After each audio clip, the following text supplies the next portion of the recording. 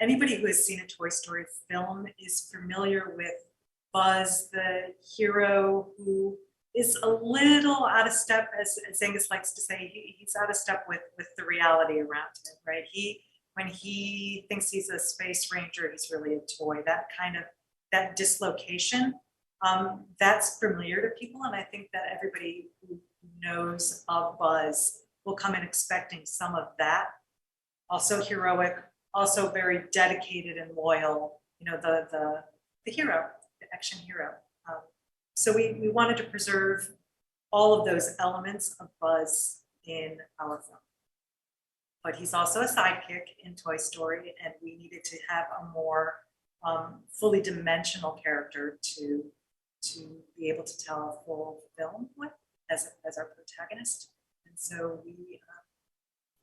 we took liberties, shall we say. We made him a little bit more rich and interesting and multi-dimensional, so that we have 90 minutes of just Buzz and really enjoy him.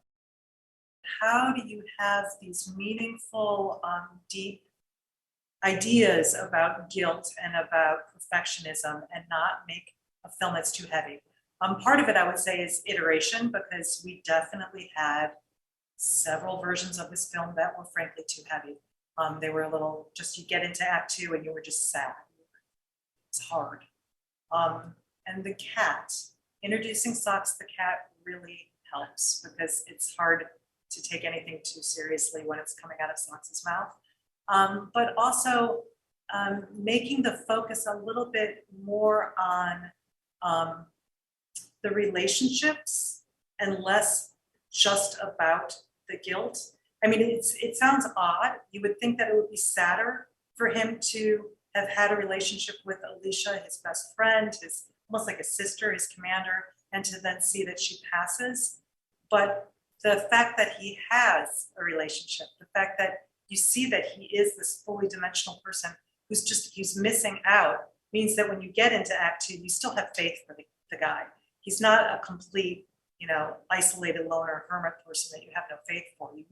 You want him to have the beauty and the warmth of friendship like he had in Act 1. We had a phenomenal research trip to NASA. We were hosted by Tom Marshburn, and he took us all over the station.